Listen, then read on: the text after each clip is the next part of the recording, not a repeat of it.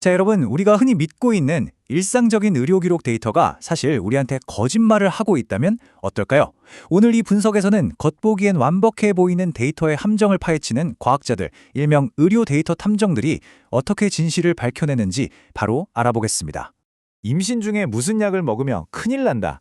이런 무시무시한 뉴스 헤드라인 진짜 자주 보시죠? 근데 여기서 정말 소름 돋는 점은요. 거대한 데이터 속에 찰싹 숨어있는 편향성, 그러니까 바이어스가 어떻게 말도 안 되는 엄청난 허위 경보를 만들어내는지입니다. 통계만 보면 진짜 위험해 보이는 약인데 알고 보니 데이터 착시 때문에 완전히 억울하게 누명을 쓴 걸 수도 있다는 거죠. 이 상황이 얼마나 심각한지 딱 이 숫자로 보여드릴게요. 놀랍게도 임산부의 약 2%나 불안장애나 수면 문제로 벤조디아제핀 같은 약을 처방받거든요. 매년 전 세계 임산부 수를 생각하면 이거 절대 작은 숫자가 아니잖아요. 그러니까 임신 중 약물의 진짜 안전성을 제대로 파악하는 건 그냥 학술적인 호기심이 아니라 지금 당장 우리가 시급하게 풀어야 할 엄청난 현실 미스터리인 겁니다. 자, 첫 번째 파트입니다. 임신 데이터의 문제, 눈에 보이는 선천적 결함을 넘어서 바로 들어가 볼까요?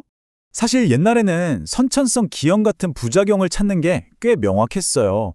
아기가 태어나는 순간 눈으로 딱 보이니까요. 근데 여기서부터 복잡해집니다. 자폐 스펙트럼 장애나 겉으로 안 보이는 초기 자연유산 같은 문제들은 어떨까요? 이런 꽁꽁 숨겨진 결과들을 추적하려면요. 수백만 건의 임신 데이터가 쌓인 그야말로 거대한 의료 청구 데이터베이스를 수년에 걸쳐서 샅샅이 뒤져야 해요. 문자 그대로 모래사장에서 바늘찾기인 거죠. 두 번째 파트, 첫 번째 사례, 유산 미스터리입니다. 시험대에 오른 벤조디아제핀을 한번 파헤쳐보죠. 우리가 흔히 아는 수면제나 항불안제인 벤조디아제핀, 최근에 이 약이 임신 초기에 유산을 일으킨다는 엄청난 혐의를 받았어요. 10개의 연구를 쫙 모은 메타 분석 결과가 의료계를 완전 발칵 뒤집어 놨거든요. 임신 초기에 이 약에 노출되면 자연유산 위험이 무려 1.68배나 뛴다는 끔찍한 통계가 나온 겁니다. 와, 이 숫자만 딱 보면 당장 이 약을 다 폐기 처분해야 할 것 같잖아요. 그렇죠? 진짜 겉보기엔 약물 잘못이 100% 확실해 보입니다. 근데 잠깐만요. 우리의 훌륭한 데이터 탐정들은 여기서 아주 날카로운 질문을 던집니다. 진짜 이 약이 유산을 일으킨 게 맞나? 아니면 사실관계를 완전히 꼬아버리는 데이터 이면에 숨겨진 편향이 있는 거 아닐까 하고 말이죠. 여기서 우리가 알아야 할 진짜 중요한 개념이 나옵니다. 바로 역인과관계인데요. 잘 생각해 보세요. 약을 먹어서 유산이 된 걸까요? 아니면 그 반대로 엄마 몸에서 이미 조용히 유산이 진행되고 있었고 그 때문에 생긴 불안이나 불면증, 초기 통증을 치료하려고 의사가 벤조디아제핀을 처방한 걸까요? 원인하고 결과의 순서가 데이터상에서 완전히 뒤바뀌어 버리니까 억울하게 약이 범인처럼 보이게 된 엄청난 함정인 겁니다. 그래서 이렇게 엉망진창으로 꼬인 데이터 범죄 현장을 싹 청소하기 위해서 연구진이 아주 기발한 3가지 조치를 취합니다. 첫째, 유산 판정 기록일을 7일 앞으로 땡겼어요. 유산이 이미 진행된 직후에 처방을 걸러내려고요. 둘째, 처방 기간이 3일 이상인 것만 남겼습니다. 수술이나 유산 과정에서 잠깐 쓴 건 빼버린 거죠. 마지막으로 약을 먹기 전부터 이미 유산이나 태아 이상 조짐이 있던 데이터는 처음부터 아예 싹 다 제외해버렸습니다. 똑똑하죠? 근데 여기서 끝이 아닙니다.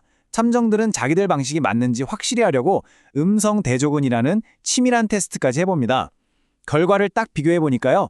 유산을 막으려고 처방하는 호르몬제인 프로게스테론은 애초에 역임과관계 편향이 생길 수밖에 없는데 유산이랑 완전 무관한 페니실린 같은 항생제는 어땠을까요? 그래프가 아주 바닥에 찰싹 붙어서 평평했습니다. 연구진의 이 데이터 필터링 방식이 기가 막히게 들어맞았다는 걸 제대로 증명해낸 거죠. 자, 그럼 먼지 싹 털어낸 깨끗한 데이터를 볼까요? 원인과 결과가 뒤집혔던 그 억울한 편향들을 쫙 걷어내니까 세상에 1.68배까지 치솟았던 그 무시무시한 위험도가 그냥 아무 의미 없는 수준인 1.08로 뚝 떨어져 버렸습니다. 이 정도면 벤조디아제핀한테 씌워졌던 그 무거운 혐의를 완벽하게 벗겨주는 진짜 통쾌한 무죄 판결 아닙니까? 세 번째 파트입니다. 두 번째 사례, 자폐증 경보 토피라메이트와 신경학적 위험. 다음 사건으로 넘어가 볼게요. 첫 번째 사건은 깔끔하게 해결됐고 이제 두 번째 미스테리입니다. 토피라메이트라는 뇌전증 약이랑 자폐 스펙트럼 장애에 대한 이야기인데요.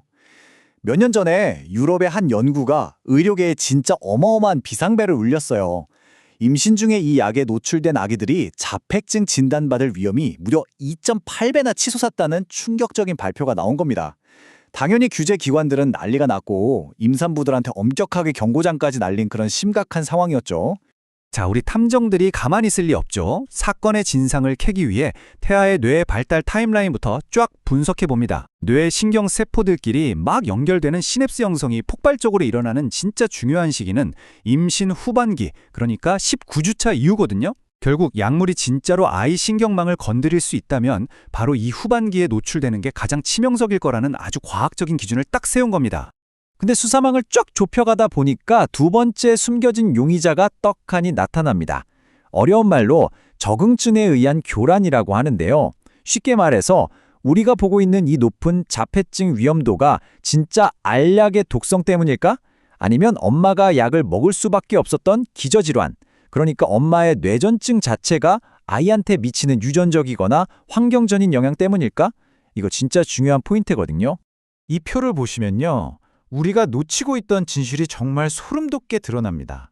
산모의 기저질환을 아예 무시한 맨 처음 데이터에서는 자폐증 위험이 2배 넘게 껑충 뛰었죠. 근데 비교 대상을 똑같이 뇌전증을 앓고 있는 엄마들로만 딱 제한하는 순간 위험도가 1.16배로 훅 떨어집니다.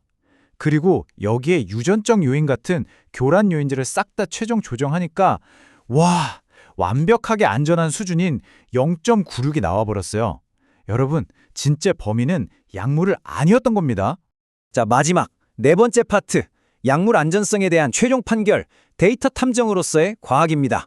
오늘 우리가 함께 본 이 엄청난 사건들에서 꼭 챙겨가셔야 할 핵심은 이겁니다. 현대과학은 그냥 데이터를 산더미처럼 긁어모으는 게 다가 아니에요. 맥락 쏙 빠진 숫자 노름이 우리한테 거짓 공포를 심어주지 못하게 역인관계 같은 숨은 편향들을 집요하게 찾아내서 걸러내는 거. 그게 진짜 과학입니다. 이런 제대로 된 데이터 추론 기법이 있어야만 억울한 누명도 벗기고 허위 경보도 싹 다 막을 수 있다는 거죠. 이렇게 겉보기엔 아주 평범한 의료 데이터조차 완전 무해한 약한테 유산인이 자폐증인이 하는 끔찍한 누명을 씌울 수 있다는 걸 우리 두 눈으로 똑똑히 봤잖아요. 그럼 자연스럽게 이런 오싹한 질문이 떠오릅니다. 지금 이 순간에도 수많은 사람들을 벌벌 떨게 만드는 인터넷의 그 무시무시한 의학 헤드라인들 중에 과연 몇 개나 진짜 진실일까요?